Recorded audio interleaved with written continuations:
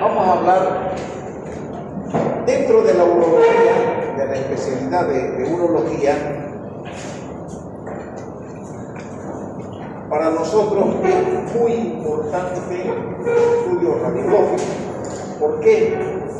Porque nos dice mucho, nos transmite mucho de las patologías por las cuales nosotros estamos solicitando uno u otro estudio radiológico, vale decir, una placa simple de abdomen, una tomografía, una urografía de tórax, una tomografía, una urotomografía o bien una resonancia magnética. ¿Entienden? Entonces, comenzando nosotros por lo más simple, porque tenemos que tener criterios de saber manejar los estudios radiológicos. Por ejemplo, si usted tiene un cólico renal, con un examen simple de orina y una placa simple de abdomen y una ecografía, yo tengo prácticamente el diagnóstico hecho. ¿Y cuánto significa en términos económicos? El examen de orina es 15 bolivianos, las ecografías ahí frente a San Juan de Dios hasta le vale 20 bolivianos, lo más carito de una placa radiológica que le vale 60 pesos.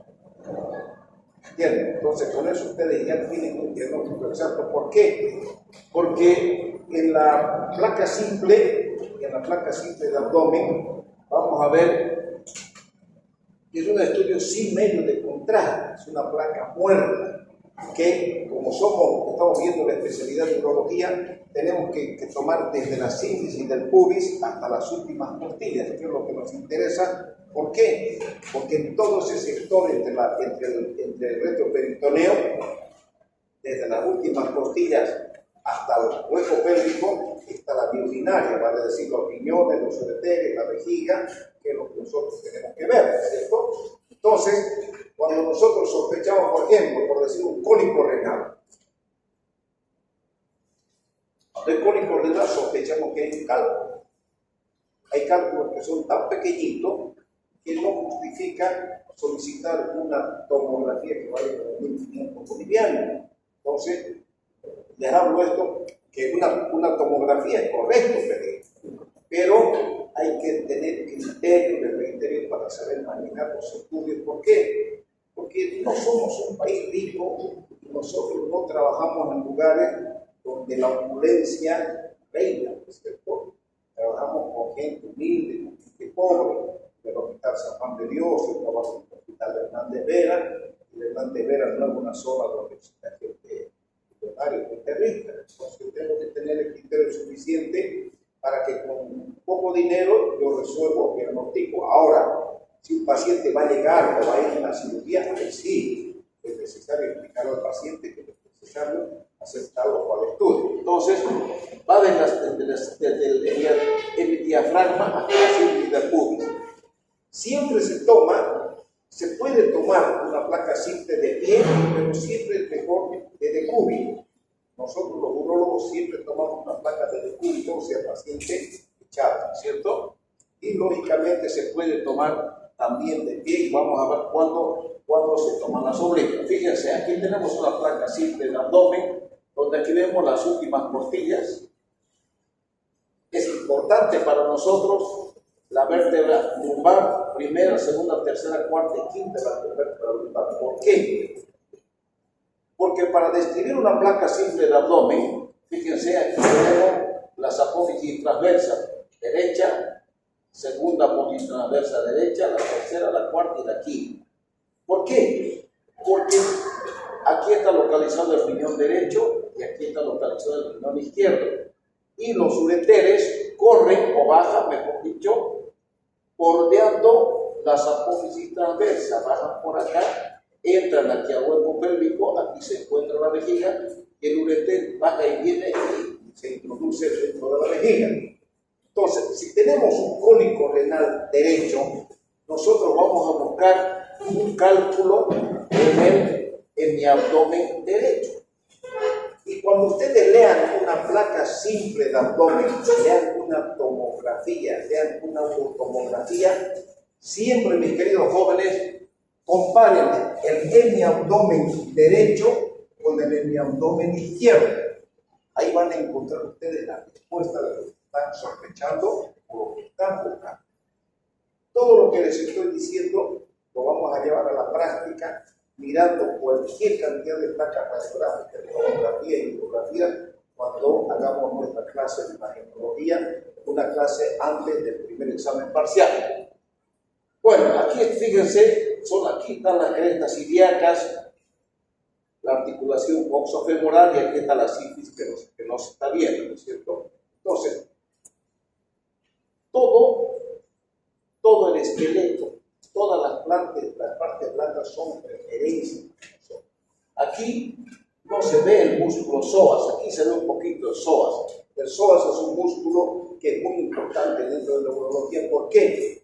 Eso es visible en las personas, con ustedes, personas jovencitas, delgaditas, en las gorditas, cuesta ver. Pero cuando la sombra del psoas desaparece acompañado de alguna otra sintomatología, vale decir, fiebre, algún trauma, algún dolor importante, entonces, si hay borramiento del psoas, hay que sospechar de un urinoma, un hematoma, de un absceso renal, una patología de un cáncer de riñón, que hace que no se está viendo el músculo psoas por la. Y, lógicamente, aquí, en el hueco pélvico, que vamos a encontrar la vejiga, ¿no es cierto? Y la porción terminal de los UDT. ¿Ya? ¿Qué es la urografía esqueletora? La urografía esqueletora es un estudio dinámico, quiere decir en movimiento, donde nosotros introducimos un medio de contraste en el torrente venoso. Ese medio de contraste tiene yodo y por lo tanto toda sustancia ionada es nefrotóxica. Entonces, no es normal, mis queridos jóvenes, introducir un medio de contraste al torrente venoso.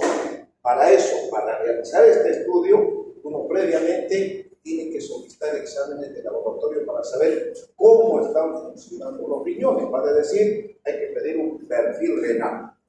¿Perfil renal cuál es? Hemograma, glicemia, urea y creatinina. Si la urea y creatinina está dentro de los valores normales, pida su estudio contrastado, una urografía con contraste, una tomografía con contraste, una urotomografía con contraste. ¿Entienden por qué? Porque en la urografía, al hablar de la urografía, se calcula 1 centímetro cúbico por kilogramo peso. Normalmente son 70 kilos de peso. Las ampollas vienen, el frasco viene de 50 ml y hay ampollas que vienen de 20 ml. Ustedes, jovencitas, suficiente con 2 ampollas de 20 ml, son 40 centímetros cúbicos, se inyectan en la vena y eso lógicamente va por el torrente venoso, tiene que ir hasta el corazón derecho y el hombro izquierdo, salir y entrar por la arteria renal, para que entrando por la arteria renal, cuando llega al riñón, entonces comienza el riñón a eliminar ese medio de contraste. Y ustedes dirán, y se comienza a mezclar el medio de contraste con la orina y se comienza a dibujar la vía esqueletora. Vamos a ver. Ahí está, miren. Aquí está el medio de contraste, aquí está el riñón derecho. Fíjense acá. Entonces, y ustedes dirán, ¿y por qué? Les decía a ustedes que la unidad funcional del riñón es la nefrona, ¿no es cierto? Y toda sustancia extraña en el torrente venoso tiene que eliminarse por la sangre. Y nosotros sabemos que son 200 centímetros cúbicos de sangre que circulan por los riñones o se lavan en los riñones durante las 24 horas.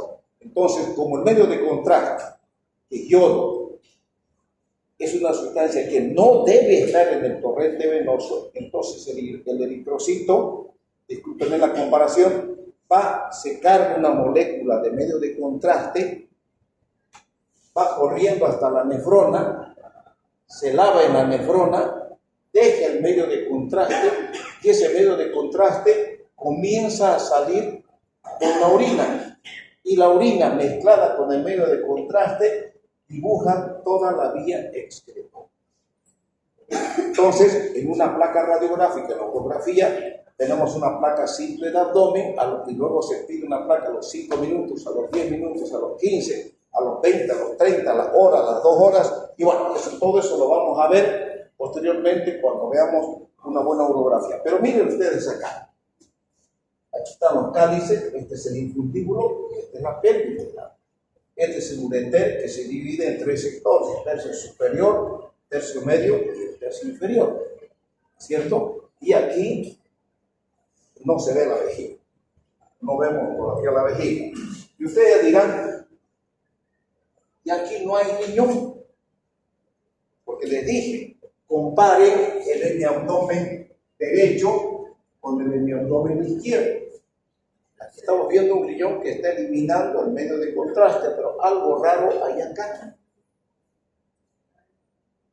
Este es un riñón tóxico, toxirrenal, quiere decir un riñón descendido. Fíjense la cantidad de litritos o cálculos. Dígame. Apague la cámara. Dígame. ¿Podría dar un segundito, por favor? A mí. Pase.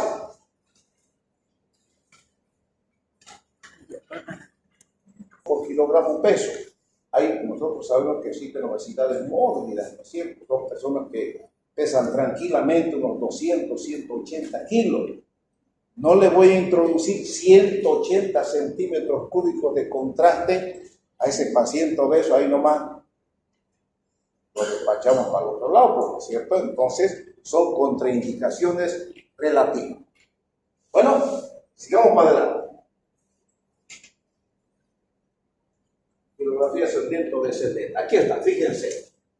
Aquí está, este es un catéter que a través del cual introduje medios de contraste. Se dibujaron los dos riñones. ¿Puedo hacer en un paciente con insuficiencia renal? Puedo, porque no está entrando al torrente venoso. Si ustedes se dan cuenta, estoy siendo muy repetitivo para que ustedes capten y no se confundan. Este no es ureter, este catéter está dentro del ureter derecho. Este es el ureter con el catéter adentro. Entonces se llama fielografía ascendente. Aquí tenemos otro catéter que se llama fielografía ascendente. La cistouretrografía o cistografía miccional. Al decir cistografía, es una fotografía. Cistografía es una fotografía de la vejiga. Una urografía es una fotografía de los riñones por la vía excretora. Una uretrografía, yo coloco en la punta del pene una sondita, meto medio de contraste y yo quiero saber qué pasa con la uretra anterior y la uretra posterior del hombre. Estoy sospechando de una estenosis de uretra, pero quiero saber por qué pasa o dónde está la obstrucción. Entonces se llama uretrografía, una fotografía de la uretra. La cistografía, cistouretrograma, es muy importante este estudio, mis queridos jóvenes. ¿Para qué? Principalmente, anoten, para el estudio del reflujo, estudio y diagnóstico del reflujo vésico-ureteral. Reflujo vésico-ureteral significa que nos va a mostrar por qué o cuál es la causa por la cual esa orina de la vejiga está volviendo hacia el riñón. Porque normalmente, cuando ustedes van a orinar, realizan una maniobra de Valsalva y se abre el cuello de la vejiga y ustedes eliminan su contenido. O sea, eso se llama micción. Y hemos dicho que la micción es un reflejo voluntario. ¿No es cierto? Entonces, cuando tenemos niños o pacientes diabéticos, existen ciertas patologías que predisponen al reflujo vésico-ureteral. Entonces, reflujo vésico-ureteral significa que en el momento que yo quiero orinar, hago el esfuerzo necesario, una parte orina y otra parte vuelve al riñón. Eso se llama reflujo. ¿Y mediante qué estudio diagnosticamos el reflujo? Mediante una cistografía funcional. Vamos a ir describiendo paulatinamente estos estudios a medida que vayamos avanzando más profundamente estos temas. Pero, digamos ya que estamos en esto, ¿cómo se hace una cistouretrografía? Fíjense, cistouretrografía, o sea, una fotografía de la uretra con la vejiga, ¿no es cierto? En el hombre no hay ningún problema, y menos problema en la mujer, porque la uretra en la mujer es así de corta. Entonces, en el hombre colocamos un catéter, metemos medios de contraste, se llega a la vejiga. ¿Y cómo yo puedo saber si hay reflujo en el lado derecho o en el lado izquierdo? Entonces, yo soy el paciente. Ustedes me toman una placa póstero-anterior, no es antero-posterior, póstero-anterior. Entonces, me toman una placa y ustedes van a ver aquí dibujada mi vejiga con contraste, ¿correcto? Ya. Pero ¿cómo van a saber ustedes si hay reflujo de primer grado, segundo, tercero o cuarto, quinto grado? ¿Por qué? Porque mi vejiga va a tapar, porque el ureter va a entrar por el lado, por la parte lateral derecha hacia la vejiga y por la parte lateral izquierda. Entonces, si vuelve la orina, ustedes tienen contraste acá y no van a ver. Entonces, para eso se toma una oblicua, ponen el pie, colocan detrás de la rodilla, automáticamente el cuerpo gira y se toma, de allá viene el rayo. Y se toma una oblicua derecha para ver y estudiar si hay reflujo por el ureter derecho. Cambio el pie y hago esto, y de allá viene, no es verdad que el aparato de radiología lo mueve, ¿no es cierto? Entonces ponen allá el aparato de rayos X y mandan el rayo y me toman una oblicua lateral izquierda para ver si hay reflujo del ureter izquierdo. Ese es el estudio completo. Todo esto lo vamos a ver cuando veamos esa imagen, esa clase de la tecnología que vamos a avanzar. Ven acá, esta es la cistografía. Esta es la imagen de una vejiga. Y a lo que les decía, ¿cómo van a saber si hay reflujo en el lado derecho? Porque está tapando, ¿no es cierto? Pero si ustedes vienen, estamos en una oblicua, van a ver la parte superior del ureter. Van a ver al ureter sonido.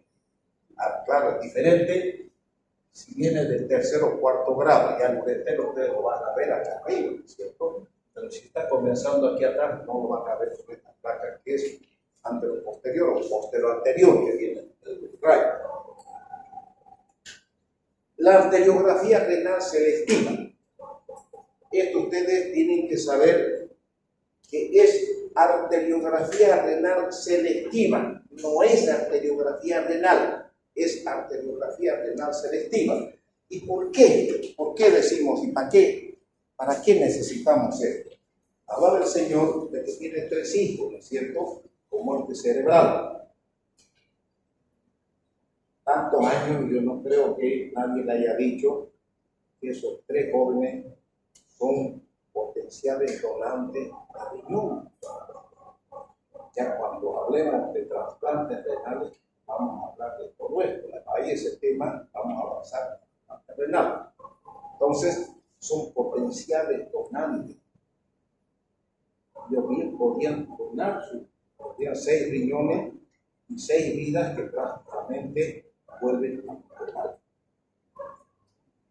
¿Entienden? Porque es un riñón que van a utilizar, no los 2 riñones, los 2, o sea, un riñón para cada paciente. De todas maneras, para hacer un trasplante, nosotros necesitamos saber cómo es la irrigación del riñón.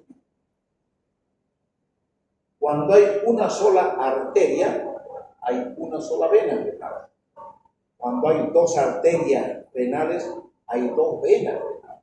¿Y cómo voy a saber? Se entra por un catéter, por ilíaca, funciona la ilíaca, entran por ilíaca, llegan a la aorta abdominal y van por dentro con ese catéter y se entran al riñón. Entonces, dentro del riñón mandan contraste para saber cómo se distribuye, cómo es la arteria renal. Entonces, esa placa radiográfica de la arteria renal se llama arteriografía renal selectiva. Quiero ver el lado izquierdo.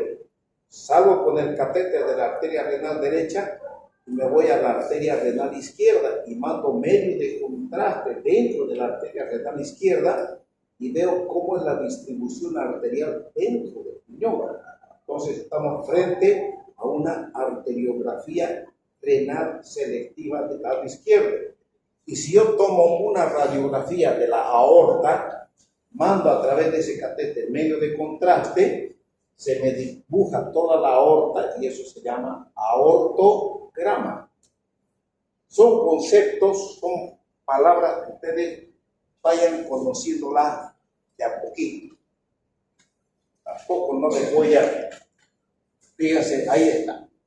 Esta es la arteria renal selectiva. Aquí tenemos un problema con la arteria. ¿Entienden? Entonces, y aquí está el catéter. Miren, el catéter entró por la aorta, se entró a la arteria, mandó medios de contraste para saber cómo la distribución, y esto se llama arteriografía renal selectiva. La tomografía axial computarizada. ¿Qué es la tomografía? La tomografía, jóvenes, es un estudio radiológico que prácticamente ha venido a revolucionar en todo campo. Son cortes sagitales, o sea, nos cortan como si fuéramos, disculpen la comparación, una mortadela, rodaja, nos van cortando como urólogos, nos interesa todo el abdomen, nos van cortando así, para abajo, todo el abdomen. Y la gracia, lo bueno de la tomografía es que las imágenes quedan almacenadas en el aparato. Si yo, por decirle, son cortes de 3 milímetros, yo le digo, ¿sabes qué? En este sector yo quiero los cortes de 1 milímetro. Van y el aparato me imprime las imágenes con cortes de 1 milímetro, como yo solicito. Entonces la tomografía prácticamente nos da un diagnóstico mucho más puntual. Pero hay un estudio mejor que la tomografía, se llama urotomografía. La urotomografía es parecido. O sea, la tomografía nos hace cortes sagitales, ¿no es cierto? ¿Sí? Para abajo. Y también ya al hablar de urotomografía nos hace el corte lateral. De adelante para atrás van entrando más profundamente, prácticamente no escapa nada ante este tipo de... Claro que la tomografía, les decía, vale como 1.200 bolivianos y una urotomografía vale como 6.500. Ahora, la tomografía con contraste cuesta un poquito más y la urotomografía con contraste vale mucho más. Pero hoy en día la urotomografía, como les voy a mostrar todo este tipo de estudios, ya nos viene una fase angiográfica que evita que nosotros hagamos ese aortograma y esa arteriografía renal selectiva, ¿sí me entienden? ¿Por qué? Porque si vamos a hacer un estudio, una urotomografía contrastada, quiere decir que estoy metiendo medio de contraste al torrente venoso que va a ir al corazón y luego va a ir a la arteria y va a entrar a los riñones, ¿no es cierto? Entonces nos toman una fase angiográfica. Esa es la gracia de la urotomografía. Todo lo que me interesa, solamente me interesa la parte arterial del riñón. Me la muestran en una placa la fase arterial. Me interesa que me den tanto la fase arterial como la fase o la fase urográfica, la fase excretora de ese riñón. Me muestran completamente todo. Todo lo que les estoy diciendo se los voy a mostrar. Por lo tanto, no falten, jóvenes, a la clase previa al primer examen parcial. Esta es una tomografía. Fíjense, siempre comparen el abdomen derecho con el izquierdo y van a ver la diferencia. Aquí está un riñón normal izquierdo. Fíjense, este es un tumor, este es un cáncer renal. ¿Por qué? Porque es grande la diferencia entre un riñón y otro. Esta es una imagen de una ecografía. Este es el parénquima renal y esta es la vía excretora del riñón. Esto se ve en una ecografía. La resonancia magnética sirve para estudiar también toda la vía urinaria, ¿entienden? Pero el problema, ustedes hoy día, todo hospital que van, centro médico que van, todo es resonancia, ¿sí o no? ¿Que un estudio interesante? Claro que sí.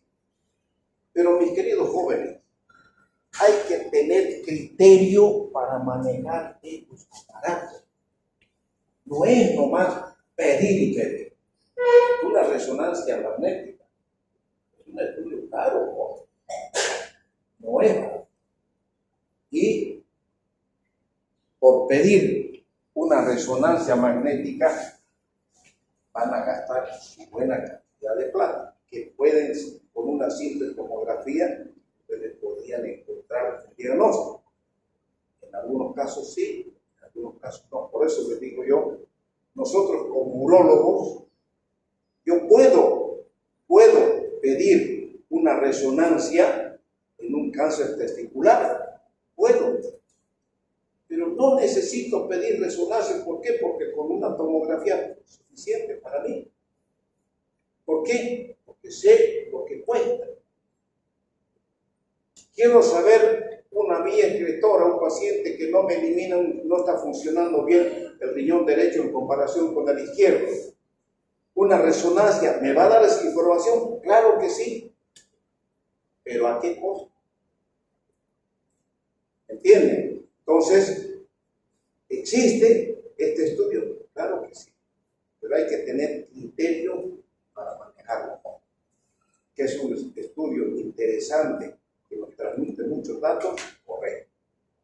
Pero si nosotros sabemos manejar todos los estudios que tenemos, un gran abanico de estudios para estudiar patologías, hay que comenzar pensando, lógicamente, aquí está entre comillas, ¿dónde trabajo?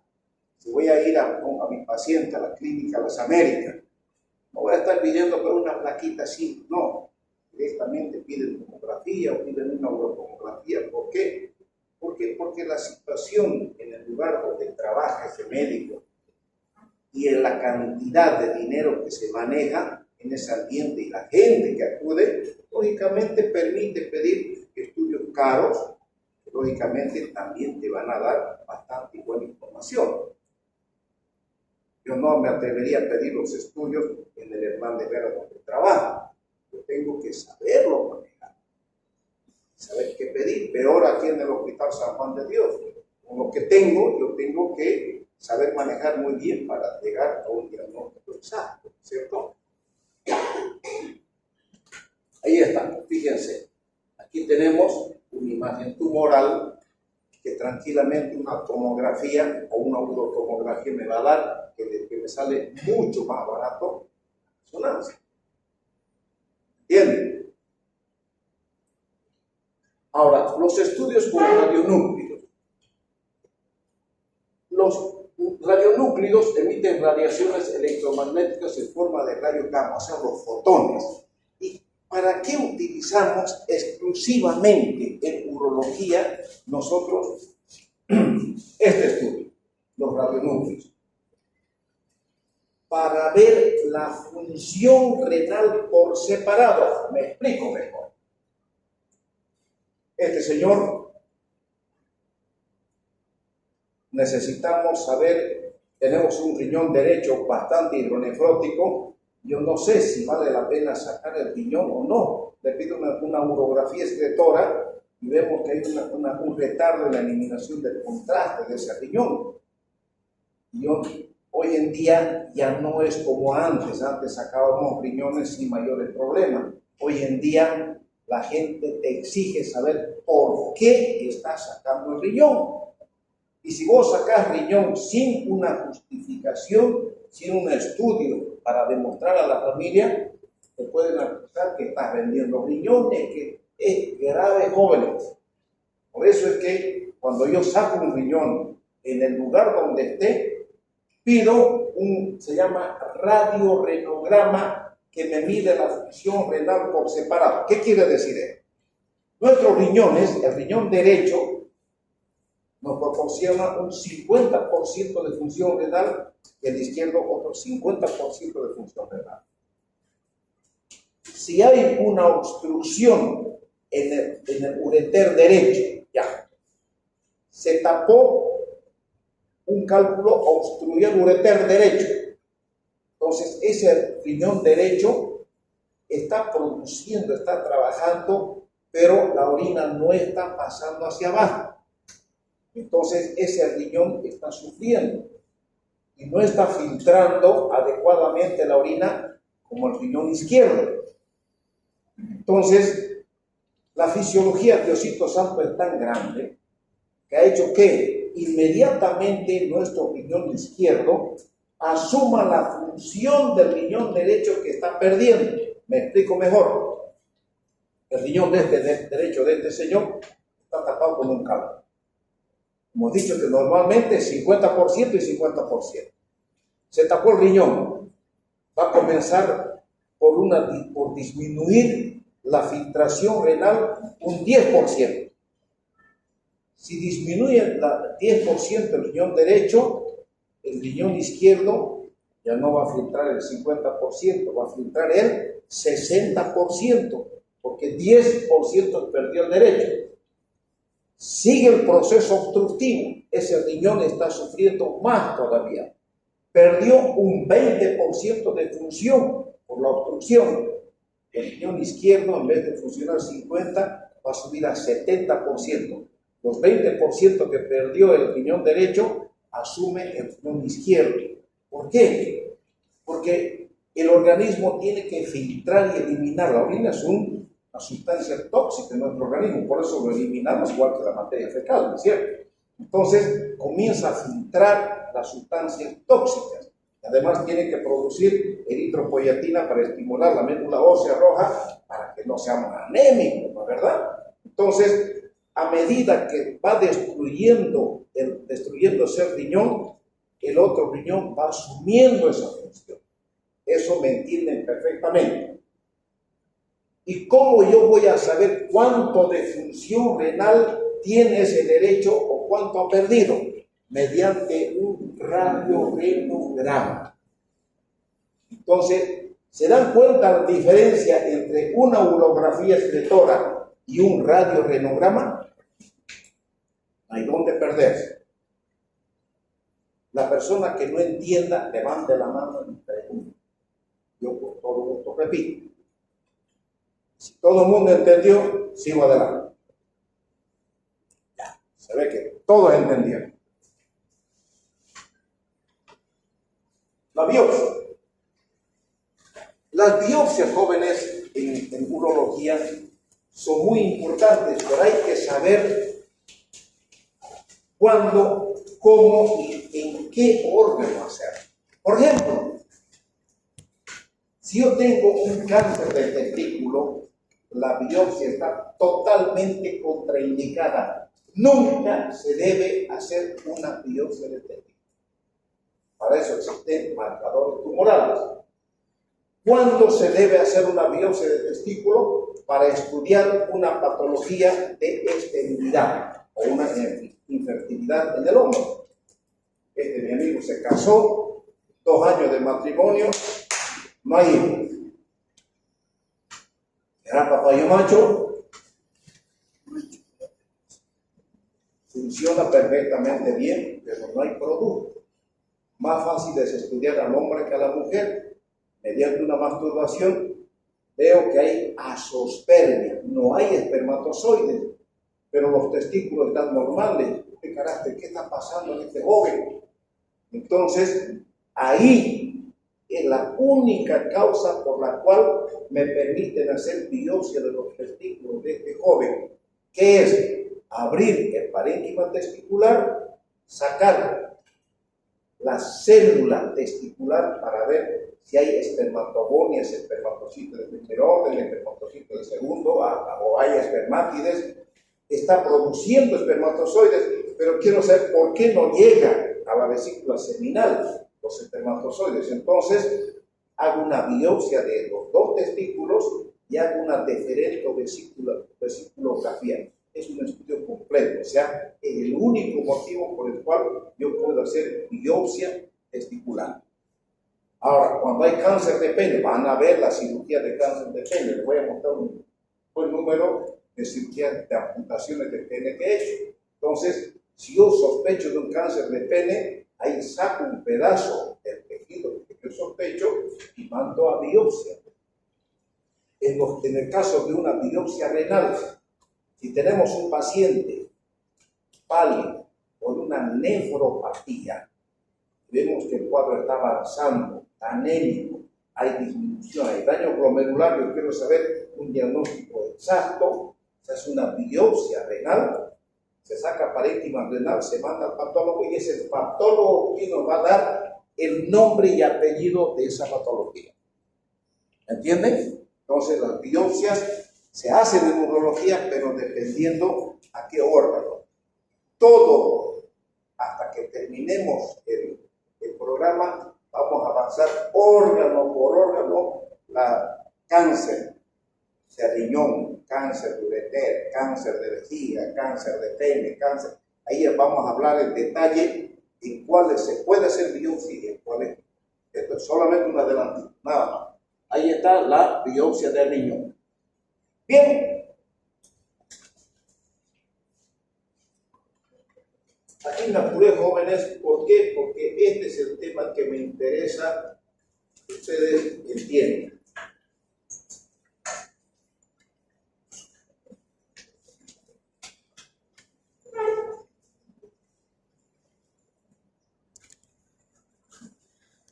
Y aquí quiero, jóvenes, el que no entienda, porque esto es razonando.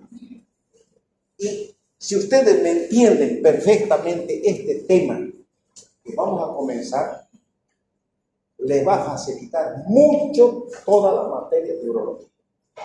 Les garantizo. Entonces, pongan atención y les reitero, dudas que tengan, pregunten y con todo gusto yo voy a repetir.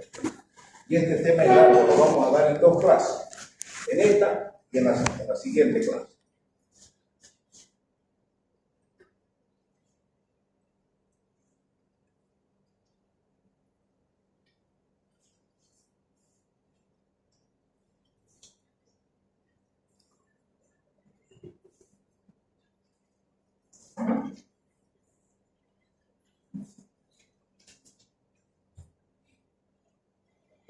Esa es nuestra vía urinaria. Soy mal dibujando, pero se entiende. Tenemos los 2 riñones, los 2 ureteres, aquí está la vejiga, esta es la glándula prostática, esta es la uretra. Uretra anterior y uretra posterior. ¿De acuerdo? Ya. Fíjense qué va a pasar.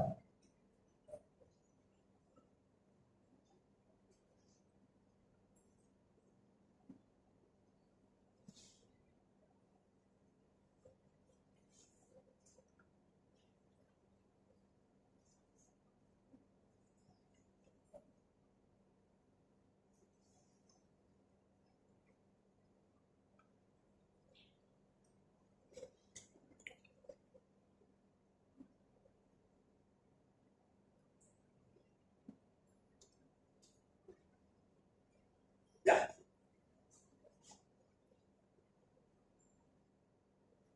Este es un cálculo que bajó del riñón derecho y nos obstruye el ureter. ¿De acuerdo? Esto es lo normal. Este es normal. Esto es anormal. dilatado. Entonces, calculemos que aquí este riñón está funcionando con un 15%. Y este riñón, ¿con cuánto será su función para que tenga urea, creatinina y eritropoyetina normal? 85%. ¿Correcto? Ya. ¿Por qué se destruye un riñón? La fisiología nos indica que aquí en la pelvis renal la presión es 0. Fíjense que calculando, bajó toda esta orina, comenzó a detenerse y a subir paulatinamente hacia el riñón. Fue subiendo y creando una presión. ¿Por qué? Comparen el diámetro de este ureter con este ureter, fibra lisa, se dilató. Cuando la orina llegó a la pelvis, donde la presión era 0, la orina entró a la pelvis, hizo presión contra el parénquima renal, yo soy orina, crea una presión y vengo a esta primera fila y a todas estas nefronas que están aquí adelante, las ahogo y las destruyo. La presión sigue en aumento, me voy tras de esa segunda fila. Y así voy paulatinamente destruyendo fila por fila y voy destruyendo todas las nefronas hasta que logro llegar a la última fila. Con eso se anula ese riñón. ¿Por qué? Porque todo el parénquima se destruyó. Aquí con 15% es una pelita, pero algo imposible. Pero yo no dejaría un riñón con 15%. ¿Con qué estudio voy a saber que es un 15%? ¿Cómo se llama ese estudio? Radiorenograma. Muy bien. Entonces, esta patología va a llegar a un final que se llama uropionefrosis. En eso va a terminar este riñón. Quiere decir, uropionefrosis. Se va a llenar de pus ese riñón y se va a destruir. Va a causar un cuadro séptico severo que se traduce clínicamente con la pérdida paulatina del peso del paciente. El paciente se va consumiendo, va disminuyendo de peso. Por eso cuando yo veo y me dicen, ¿cuánto como doctor hace 3, 4, 5 meses que estoy? ¿Usted bajó de peso, señora o señor? Sí, es una uropionefrosis. Si usted es un poquito, ahí está la fisiopatología. Otra vez, lean fisiopatología. ¿Por qué? Porque en la fisiopatología van a encontrar la esencia del por qué se destruyó el riñón y por qué bajó de peso ese paciente. Si hay material turbulento, tenemos los soldaditos que van a luchar por nosotros. ¿Qué son? ¿Cuáles son? ¿Quiénes nos defienden, pues? Los leucocitos, ¿no es cierto? Ya. Van los leucocitos, agarran sus fusiles y van a la lucha, a pelear contra todo este material turbulento, sabiendo que van a morir. ¿Por qué? Porque esta es una cavidad cerrada que está creciendo. Entonces, el organismo es una dinámica que nunca para. Por lo tanto, necesita energía para la defensa, ¿sí o no? ¿Y dónde está la energía acumulada? Yo tengo aquí. Tejido adiposo. Entonces, el metabolismo va a ir aumentando porque tiene que producir mayor cantidad de leucocitos y fórmula blanca para que vaya a luchar contra él. Por eso es que cuando van perdiendo de peso, primero se consume el tejido adiposo y va bajando de peso el cristiano. Si no resolvemos esto, termina con el tejido adiposo y pasa a consumir ¿qué? Para que vean que hace falta ver fisiopatología, mi querido amigo, hasta los músculos, ¿cierto? Consume los músculos y ese paciente el paciente entra en un estado que se llama ese estado. Cuando queda piel y hueso, porque el músculo se está consumiendo, pero está vivo. Caquexia, entra en un estado caquético, ¿no es cierto? Mientras yo no resuelva esto, ese paciente va a ir para atrás hasta que se muere. La solución, afuera arriba. Y ese paciente vuelve a la vida y se queda con un solo riñón funcional. Siempre por una uropatía obstructiva. Comienza por una uropatía obstructiva. Aquí por un cálculo. La patología obstructiva puede ser intrínseca o extrínseca. Intrínseca por un cálculo, por un tumor. Extrínseca puede ser por un fecaloma, en la mujer por un tumor de ovario, por un cáncer de colon, por un cáncer de vejiga, por un cáncer de próstata, puede comprimir para atrás. Entonces, en fin, o sea, cualquier patología que comprima el ureter, me comprime, la orina se detiene. Hemos dicho que la orina es ligeramente ácida. Al detenerse la orina, cambia su pH, se alcaliniza. Al alcalinizarse, favorece la producción y cultivo de bacterias. Y al haber bastante presencia de bacterias, la orina se infecta. Y esa orina infectada se vuelve material purulento. Y ese material purulento nos va a destruir a nosotros, a lo que sí. ¿Cierto? Ya. Pero no solamente tenemos esto.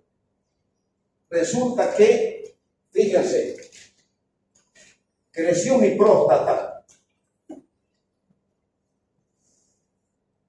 y me obstruyó la uretra. Uropatía obstructiva. Al obstruir la uretra, la orina primeramente, esto pasa en el prostático, se detiene paulatinamente de a poquito en la vejiga y el hombre comienza a orinar más frecuentemente. ¿Por qué? Porque no vacía todo el contenido, no hay lo que existe en ustedes, lo que se llama la micción efectiva, por eso ustedes no tienen infecciones urinarias. Al aumentar el residuo postmiccional, entonces siempre va a quedar esta cantidad de orina en la vejiga después que el hombre va a orinar. Por lo tanto, este pedacito de vejiga que está vacía se va a llenar rápidamente y despertando el deseo de la micción en el hombre. Hemos dicho que la micción es un reflejo. ¿Y qué ocurre para que orinemos? En un momento dado, con 200 centímetros cúbicos, 180 a 200 centímetros, su vejiga siente que hay orina y que ya quiere evacuar. Entonces hay un estímulo, una vía aferente, que de aquí sube hasta el centro continuo lateral de la micción. Y de ahí pasa la corteza y vuelve por el centro, al centro continuo medial de la micción. Y hay dos respuestas. ¿Cuáles son esas respuestas? ¿Orino o no orino? Ahorita, algunos de ustedes estamos hablando de orinar. Miércoles, yo tengo ganas de orinar, pero este viejo está hablando y no quiero orinar. Entonces, la micción es voluntaria. No quiero orinar. Entonces, ¿qué hago? El esfínter, aquí está el esfínter estriado, voluntario. El esfínter del cuello, el liso, no es voluntario. Entonces, este esfínter voluntario lo cierro. Y no orino, no quiero orinar. Y la orina sigue llegando a la vejiga. Cuando salgan ustedes de la clase, apuradingo, van al baño y orinan. ¿Por qué? Porque saben que ustedes quieren orinar. Cuando ocurre esto, la naturaleza es sabia. Otra vez, Diosito Santo es poderoso y es grande. La vejiga, fíjense, la vejiga se engrosó. ¿Por qué se engrosó la vejiga? Para vencer esta resistencia. La pared vesical es un músculo, es el músculo detrusor que tiene 3 capas: longitudinal interna, longitudinal externa y una circular media. Tiene la mucosa por dentro, la submucosa y la serosa por fuera, ¿cierto? Ya. Entonces, este músculo se engruesa tanto para vencer esta resistencia, ¿no es cierto? Yo, por ejemplo, ya mayor, viejo, quiero ser un este joven, venir. A ver, ¿quién va a ganar? El joven que tiene mayor musculatura, que tiene mayor poder y mayor fuerza, ¿no es cierto? Para eso se engruesa este detrusor, para que tenga mayor poder de contracción. Y al haber mayor poder de contracción, se crea un aumento de presión intravesical. Y como aumenta la presión dentro de la vejiga, que no puede salir toda la orina, entonces esa hace una presión hacia las paredes laterales de la vejiga, y la mucosa, como el músculo, no es como esto, el músculo es un tejido, es un enmarañado de fibras musculares. Entonces la mucosa va atravesando entre las fibras musculares y penetra la pared. Esto se llama células. Sigue el proceso obstructivo, sigue con el detrusor hipertrofiado. En algún momento esta mucosa va a salir hacia afuera, y aquí tenemos la mucosa, se salió de la vejiga y se fue para afuera.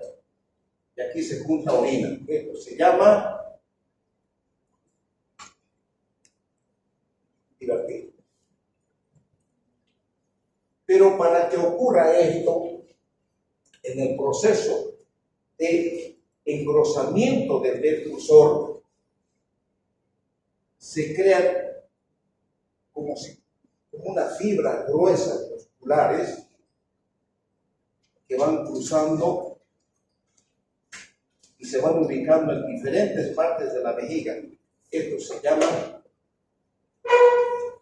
estrías. ¿Para qué? Porque esta lonja, si me permite la expresión, de músculo favorece la contracción, el poder de contracción para vencer este proceso obstructivo.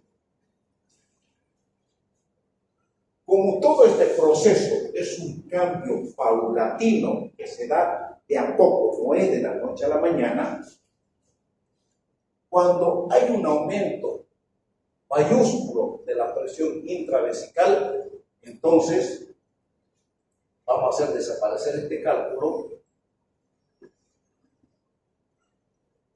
Ocurre esto.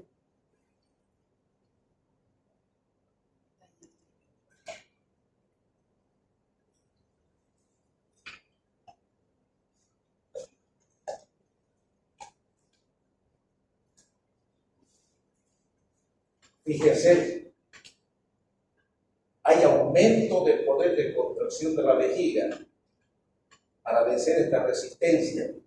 Y esta presión intravesical hace que la orina refluya por los ureteres hacia los dos riñones. ¿Por qué los dos riñones?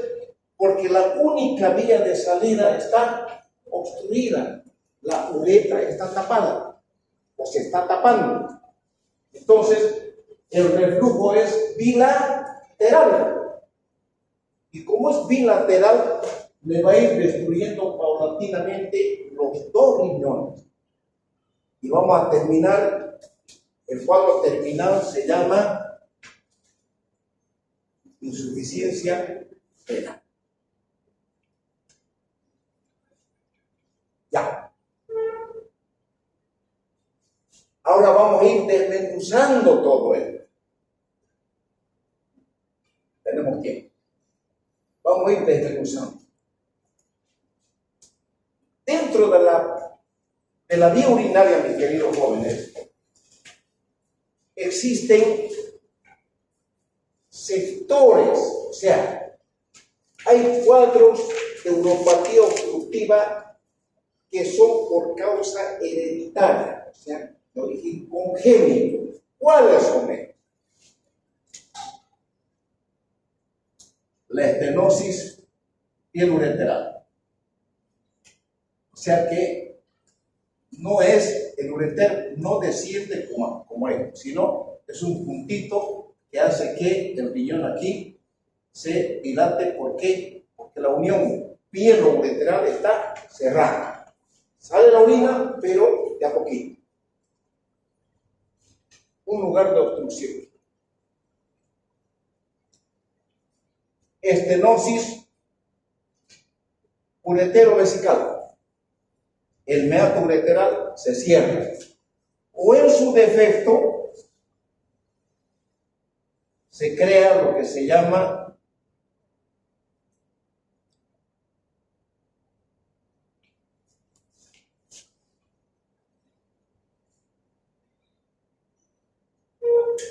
ureterocelia.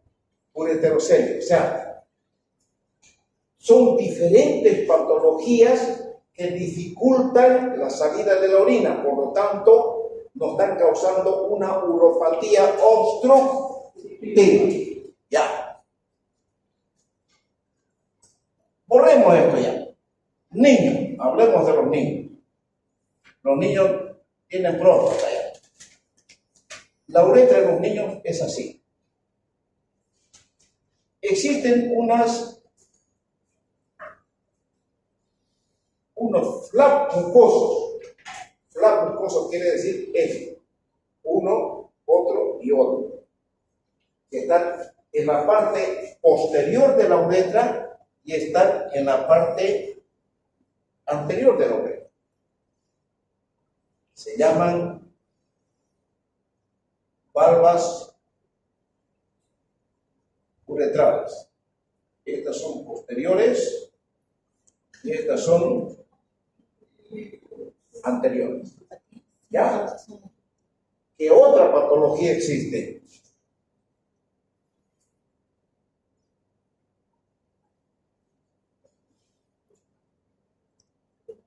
La estenosis congénita de uretra. ¿Qué otra patología?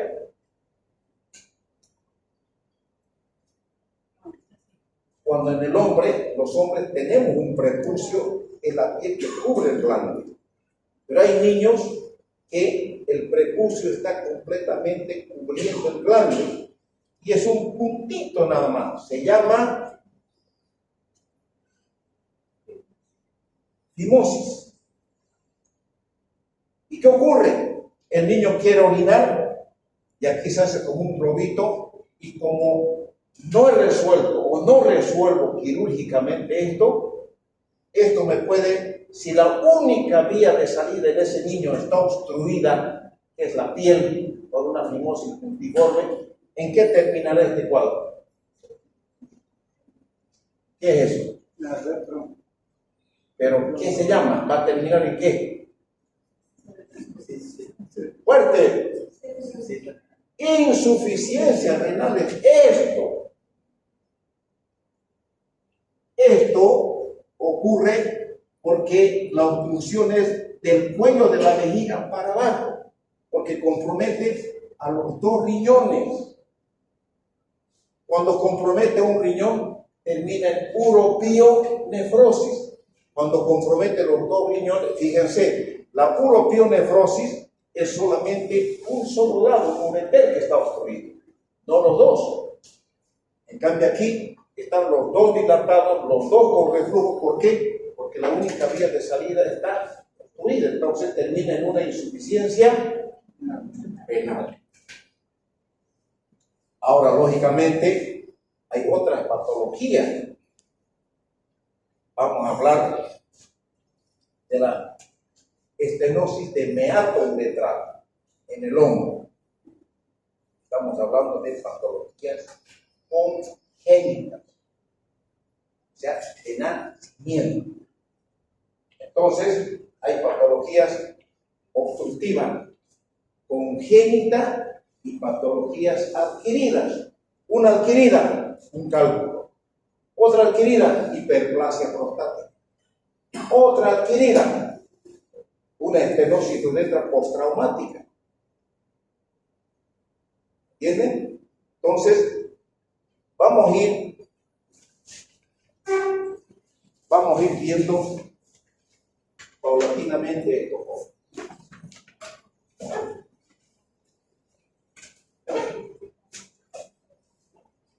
Ya. Para que no hablen mal contra mí.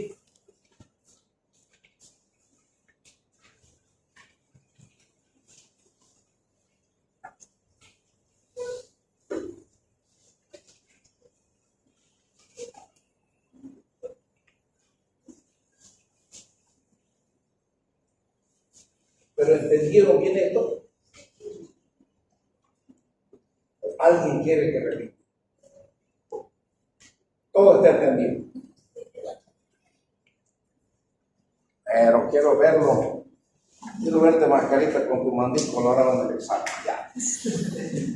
Dicen que sí, ¿es cierto? Entonces, la uropatía obstructiva es la presencia de un obstáculo mecánico funcional al flujo de la orina en alguna parte del aparato urinario, desde la lacrimosa papilar del riñón hasta el exterior. O sea, puede haber una estenosis en el infundíbulo, en la pelvis, en el uréter, en la uretra, en fin, hasta la punta del meato. Y la nefropatía obstructiva es al hablar de nefropatía, estamos hablando del parénquima renal, de la nefrona, consecuencia de la obstrucción sobre el parénquima renal. Y la hidronefrosis se llama la dilatación de la pelvis y los cálices renales como resultado de la obstrucción. Uretero, se acuerdan del cálculo, entonces se llama esa dilatación del uretero hasta el riñón, se llama una uretero hidronefrosis. Hidro es agua, uretero, hidronefrosis. Según su presentación, si digamos yo tengo un riñón, un solo riñón, bajo un cálculo tenemos una uropatía obstructiva aguda. Entonces aguda fue intempestiva de un momento a otro. La crónica es la próstata. La próstata se va instalando de a poco y produce una uropatía obstructiva paulatinamente. Según el grado de obstrucción, completa o incompleta. Un cálculo ureteral puede ser completa o puede ser incompleta. Según la localización, infravesical o supravesical, o sea, de la vejiga para arriba o de la vejiga para abajo. Pero siempre obstruyendo y dificultando la salida de la orina. Toda orina que se detiene cambia de pH y nos lleva primeramente a una infección urinaria, solo por el cambio de pH. Porque nuestro mecanismo de defensa es la micción efectiva, que uno elimine completamente y no quede ni una gotita en la vía excretora. Nuestro otro mecanismo es nuestro pH urinario, que es ligeramente ácido, ¿cierto? Entonces, la proteína de Tan-Horsfall también es otro mecanismo de defensa que tenemos todos, principalmente ustedes jóvenes, es como una jalón. Entonces, es como una mucosa que en algún momento que ustedes tienen alguna agresión, entonces esa mucosa va y abraza las bacterias, las absorbe y las defiende. Esa es la proteína de Tan-Horsfall que se presenta por alguna alteración del pH o frente a un cuadro obstructivo que ustedes puedan tener. Son los primeros mecanismos de defensa que se activan cuando estamos frente a una agresión. ¿De acuerdo? La etiología. Fíjense, hay una gran variedad de lesiones en la infancia, en la mujer y en el hombre.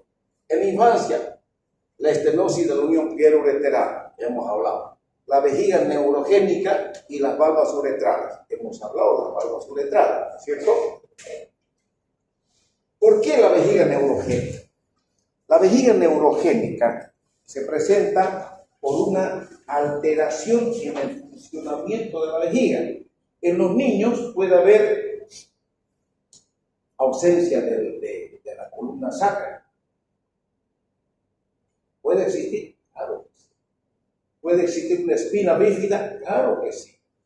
Y hace que la vejiga no se contraiga en forma uniforme. ¿A qué me refiero? Que para orinar nosotros contraemos o realizamos una maniobra de Valsalva y la vejiga se contrae y se abre el cuello de la orina o el cuello de la vejiga para que eliminemos la orina, ¿no es cierto? Eso es fisiológico. ¿Por qué? Porque no tenemos patología. Pero una vejiga neurogénica, existe vejiga neurogénica flácida, espástica y mixta. Entonces, cuando hay vejiga espástica, como dice espástica, o ante cualquier espasmo, yo le toco el hipogastrio y la vejiga se contrae bruscamente, sin importarle si el cuello está abierto o está cerrado. Cuando lo encuentra el cuello abierto, al cuello de la vejiga, se vacía intempestivamente de un momento a otro y se orinan los pantalones.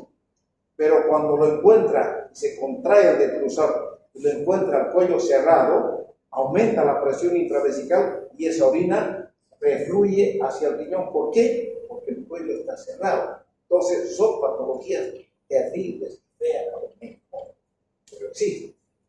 ¿Ya? Eso se refiere a la vejiga neurogénica. Y en la mujer, fíjense, tenemos el embarazo, los cálculos, los tumores ginecológicos principalmente, ¿no es cierto? Estamos hablando de la mujer. Y en el varón, la patología más frecuente, la hipertrofia y el cáncer de próstata. La litiasis, la vejiga neurogénica también, y principalmente las estenosis de uretra, que es muy frecuente hoy en día. Tanto motoquero que existe, jóvenes, no se imaginan la cantidad de lesiones de uretra que nosotros vemos en el Hospital San Juan de Dios, por accidentes. Y lo peor, yo prefiero operar riñón y no bregar con una uretra, porque la uretra, ustedes la abren, al tiempito otra vez se quiere cerrar. Todo el tiempo tenemos que estar dilatando para que no se cierre. Y cambia la vida del hombre, principalmente la vida sexual, ¿no? Entonces, tengan cuidado. ¿Cómo es la fisiología de la excreción de orina? ¿Qué ocurre para que exista la eliminación? Existe un sistema tubular, existen las fibras musculares lisas con contracción tónica de base y una contracción rítmica del tiempo, y que producen presiones hidráulicas y movimiento. ¿Qué quiere decir esto? Todo comienza en el parénquima renal por las nefronas. Nosotros sabemos que las nefronas tienen el túbulo contorneado proximal, arteriol aferente, arteriol eferente, asa de genes, ya. Todo lo que concierne a la anatomía de la nefrona, que por presión va eliminando y se produce la orina. Al producirse orina, hemos dicho que desde los cálices, desde el cáliz, está cubierta de fibra lisa toda la vía excretora. Excretora quiere decir el camino que recorre la orina desde el cáliz hasta la punta del pene en el hombre y hasta la punta de la uretra en la mujer.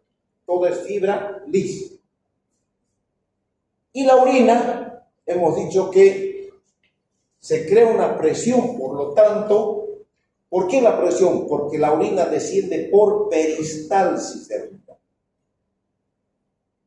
No desciende por gravedad, desciende por peristalsis. Y la contracción peristáltica quiere decir que es un músculo que se contrae y dentro de ese ureter se crea una presión. ¿Por qué? Es un músculo. Y para que la orina transite y avance, tiene que haber presión. Son estas presiones son presiones hidráulicas que se crean por la peristalsis que ocurre en el ureter para que la orina transite desde el riñón hasta la punta de la uretra. ¿Qué pasa con los cálices y la pelvis renal? Aquí está, hemos hablado del sistema de baja presión. Hemos dicho que en la pelvis la presión es cero. No existe presión. O sea, son presiones bajas. ¿Para qué? Para preservar el parénquima de las altas presiones ureterales. O sea, la unión pielo-ureteral es un mecanismo de defensa ante el reflujo de la orina. Impide en cierta medida, pero no nos garantiza que jamás va a haber un reflujo hacia el riñón. Es un mecanismo de defensa. La unión pielo-ureteral se comporta como un esfínter, impide el reflujo de la orina a la pelvis. Impide, pero no garantiza. Si no, no existiría nefrosis, ¿cierto? El uréter es el transporte de orina hasta la vejiga, coapta, o sea, hay peristaltismo para que propague el impulso peristáltico y se maneja altas presiones. ¿Cuándo hay altas presiones? Cuando hay un proceso obstructivo. Por eso es que el ureter tiene la peculiaridad, como es fibra lisa, se elonga, se dilata. Van a ver ustedes, jóvenes, cuánto se dilata, y van a ver en imágenes hasta cuánto puede dilatar un ureter y hasta cuánto se dilata una fibra. Anoche mismo operé un paciente con una hidronefrosis gigante, 8,5 litros sacamos de ese riñón, joven. 8 litros, ¿imaginan? ¿Cómo aguanta toda? O sea, no había parénquima, un poquito de parénquima. Todo era líquido. Por una estenosis pielo-ureteral se destruyó todo su riñón. Como era así el lindote el hombre, pensaba que era gordo porque era lindote. Pero se dio cuenta que mi abdomen derecho era diferente al de mi abdomen izquierdo. Y bueno, no, pues, afuera el riñón, 8,5 litros sacamos de líquidos de ese. Imaginen, para que se imaginen cómo la fibra lisa se dilata. ¿Entienden? Ya. La unión uretero-vesical de abajo, uretero-vesical, protege al ureter del reflujo de orina con la micción. Ya vamos a avanzar en la próxima clase cómo es la fisiología de la micción. ¿Por qué? ¿Cómo funciona el momento de la micción y el trígono, la parte inferior? ¿Por qué en ustedes la orina no vuelve hacia arriba? Todo se debe al trígono, a la anatomía del trígono, y vamos a ver las consecuencias que ocurren cuando un trígono se destruye o cuando hay una anomalía en la desembocadura de los meatos ureterales. Eso vamos a ver el por qué. Otra vez, ¿quieren saber el por qué? Cómprense un libro de... Jóvenes, lean fisiopatología, acuérdense de este viejo. Ahí está la esencia de la medicina, mis queridos jóvenes. Pero no me lean apuntes, lean libros. Apuntes, no, libros sí. Cumplen un año de cortejo. En vez de estar yendo, regalamos un libro de fisiopatología. Ya. El mejor regalo. La unión ya. La vejiga permite el almacenamiento de orina hasta el momento de la micción. ¿Qué pasa cuando hay una obstrucción aguda? Es decir, ¿qué pasa con las funciones tubulares? Hay una disminución del tránsito tubular, mayor reabsorción, disminución del volumen urinario, aumento de la osmolaridad y reducción de la concentración de sodio. Eso procure ya. La obstrucción crónica. ¿Qué pasa cuando hay una obstrucción crónica? Diferente es lo agudo que lo crónico. La recuperación de la presión uretral. En 24 horas cae la presión uretral en un 50%. En 6 a 8 semanas, 6 a 8 semanas, estamos hablando de 1 mes y medio a 2 meses. La presión uretral puede llegar a 15 milímetros de mercurio, o sea que sigue el riñón funcionando, sigue vivo. Por eso que el periodo de recuperación ocurre en el cristiano, claro que sí, mientras, lógicamente, no resolvamos el cuadro obstructivo. El cuadro obstructivo sí o sí me va a destruir un riñón. Yo tengo que tener toda la capacidad de saber cómo voy a resolver ese cuadro obstructivo. ¿Hay una disminución del flujo sanguíneo renal? Por supuesto que sí. Una contracción de la arterial aferente. A las 24 horas, fíjense, el flujo sanguíneo disminuye en un 50%. En 6 días, un 30%, y en 8 semanas hay un 12%. Pero sigue vivo. Por eso es que nosotros, antes, hoy en día ya no, cuando teníamos la urografía excretora como único medio de diagnóstico. La tomografía yo la conocí cuando hacía la especialidad, no había en Santa Cruz, tomógrafo no existía. Y la urografía, prácticamente, tomábamos a los 5 minutos, a los 10 minutos, 15, a la hora, a las 2 horas, a las 6 horas, a las 24 horas y a las 48 horas. Por eso, si el medio de contraste ante un cuadro obstructivo, si no está filtrando normalmente, quiere decir que el medio de contraste no se va a eliminar en forma normal. ¿Pero por qué? Porque está atajado, está retrasada la filtración. Pero hay filtración. Por eso que las placas tardías, en esa época para nosotros, eran fundamentales.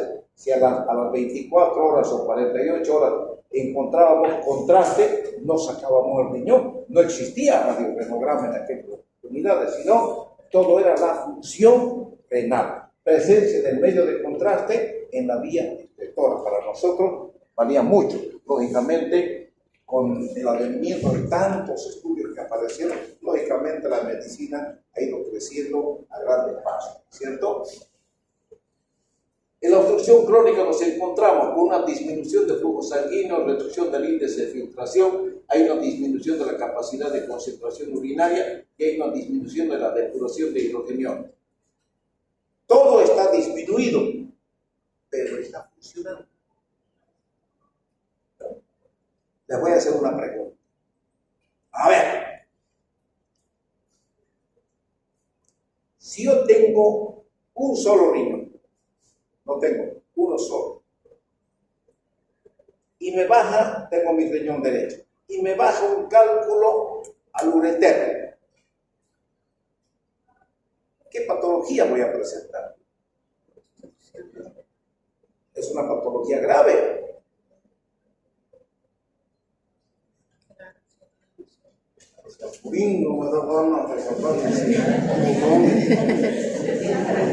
Exactamente, ¿por quién dijo? Insuficiencia renal, jóvenes. porque no tengo el otro riñón que me compense la obstrucción que está sufriendo mi único riñón. Por eso lo dije, Diosito Santo es tan perfecto que nos hizo con dos riñones. El uno sufre, el otro compensa. Pero si tengo un solo riñón, no hay quien me salve. Voy a entrar en un cuadro de insuficiencia renal aguda. ¿Que me puede matar? Claro que sí. Y si ahorita, se cayó todo Santa Cruz y nosotros tenemos instrumental quirúrgico, tenemos todo aquí abajo. Y aquí su docente sufre una obstrucción urinaria. ¿Qué hacen conmigo para salvar mi vida? Se puede. Ya ustedes saben lo básico para salvar una vida. Examen complementario. Nada. Ya. Una punción, deriven la orina. ¿Cómo? Ya, me tranqué de mi próstata, ya está viejo, canoso, debe tener su próstata, se trancó, se va a morir y mira, se cayó todo Santa Cruz. ¿Y cómo hacemos? Pero abajo hay sondas, hay material, hay silocaína y todo. Entonces, nos dijo que tenemos que derivar la orina, metámosle una sonda. Y con eso yo voy a vivir. Porque si no me meten sonda, voy a entrar en una insuficiencia renal. ¿Cierto? ¿Sí o no? Y si tuviese un solo riñón. Ahora, en otro tema vamos a hablar las vías de solución ante una neuropatía obstructiva. No pueden meter sonda por una estenosis de uretra. Eso. La vejiga es un hueco, es una cavidad. Busquen una aguja, alguien tener una aguja hipodérmica abajo, una jeringa. Funciona el hipogastrio y aspiran y sale orina. ¿Listo? Y prácticamente ustedes derivan la orina hacia afuera. Existen, la bránula conocen, ¿no es cierto? La bránula tiene una parte plástica y una parte metálica, ¿sí? A 2 traveses de dedo hay una estenosis de uretra o no tienen sonda uretral y están ante una obstrucción prostática hacia el globo vesical. Se va a morir, ustedes están en los quintos apurados, pero tienen una bránula gruesa. A 2 traveses de dedo sobre la línea algo así, miedo, no funciona. Sacan la parte metálica y comienza a salir orina. Ustedes ya prácticamente vacían la vejiga, al vaciar la vejiga, dan un puntito o cualquier equipito de suelo lo conectan y comienza a salir orina por el equipo de suelo. Dicen, váyase a Santa Cruz en caballo, en camión, en lo que sea, pero ustedes ya resolvieron el problema. Si no es por la uretra, es por una punción. Ya me cansé. A ver. Vamos a llegar hasta acá. Anatomía patológica. Existen cambios macroscópicos, o sea, hay una dilatación uretral y pélvica, edema renal, perirenal, periuretral, atrofia del parénquima renal. Cuando hay la neuropatía obstructiva y se va, prácticamente el riñón está comprimiendo todo el parénquima renal. Los cambios microscópicos, hay un aplanamiento de las papilas, dilatación y atrofia de los túbulos. Esto ocurre prácticamente a nivel de la médula, o sea, en la nefrona misma. ¿Cierto? Aquí está la famosa proteína de Pankhurst, situada en el espacio de Bowman, patognomónico de una obstrucción, lo distingue en algunos casos del rechazo en el trasplante. Se produce en una rama ascendente del asa de Henle y túbulos contorneados distales. Existe una inversión del filtrado. O sea, la proteína de Pankhurst dice, tenemos los hombres y las mujeres, pero dice que es más las mujeres como mecanismo de defensa ante cualquier agresión, principalmente infecciosa. Les dije esto como una mucosa que va y lo abraza cualquier bacteria, lo encapsula, lo mata y lo está defendiendo, ¿cierto? Y esto funciona, fíjense, cuando hay un proceso patognomónico de una obstrucción, una patología obstructiva.